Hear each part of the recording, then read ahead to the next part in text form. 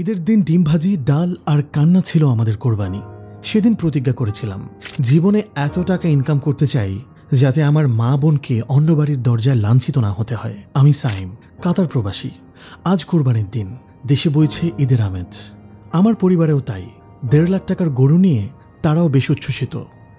দেশে ঈদ করি না প্রায় 5 বছর হয়, তবে প্রতি বছর কোরবানি এলে আমার এক দুর্বিষহ স্মৃতির কথা মনে পড়ে যা আমি কোনো দিন ভুলব না। আমার পরিবার ছিল নিম্ন মধ্যবিত্ত, বাবা ছিলেন সামান্য দিনমজুর। সুতরাং প্রবাসে আসার আগে আমার পরিবারে কখনোই কোরবানি হয়নি।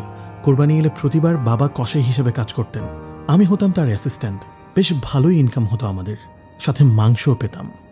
কিন্তু সেবার বাবা ছিলেন ভীষণ অসুস্থ। আমাদের আর্থিক অবস্থাও বেশ খারাপ, বাসায় বাজার করার মতো টাকা নেই। তাই বাধ্য হয়ে ঈদের নামাজের পর কাজ খুঁজতে বের হলাম। যদি কেউ কাজের বিনিময়ে কিছু মাংস দেয়, পেলাম না কাজ। মাংসও জুটিনি কপালে, লজ্জায় কারো কাছে চাইতেও পারিনি। খালি হাতে বাড়ি ফিরে আমি বাকরুদ্ধ হয়ে যাই। কষ্টে চিৎকার করে কাঁদতে ইচ্ছে হয়, নিজেকে সবচেয়ে বড় অপদার্থ মনে হয়। আমার কলিজার প্রিয় ছোট বোনটা আজ মায়ের সাথে গিয়েছিল মাংস সংগ্রহে।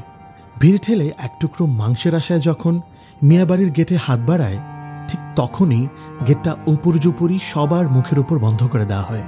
আর সেই গেটে চাপা পড়ে আমার আদরের ছোট বোনের আঙুলটা ভেঙে যায়। আমি সেদিন বাড়ি ফিরে দেখতে পাই আমার ছোট বোনের হাতে প্লাস্টার করা। ও ব্যথায় কাতরাচ্ছে, মা বাবাকে বকছেন। আর চুলায় রান্না হয়েছে ডিম ভাজি আর ডাল। সেদিন প্রতিজ্ঞা করেছিলাম জীবনে এত টাকা ইনকাম করতে চাই যাতে আমার মা বোনকে অন্য বাড়ির দরজায় লাঞ্ছিত না হতে হয়। সময় বদলেছে।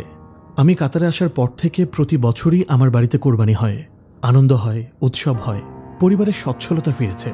ছোট বোন তাকে বিয়ে দিয়েছি গত বছর। সব মিলিয়ে বাড়িতে এখন আনন্দময় পরিবেশ।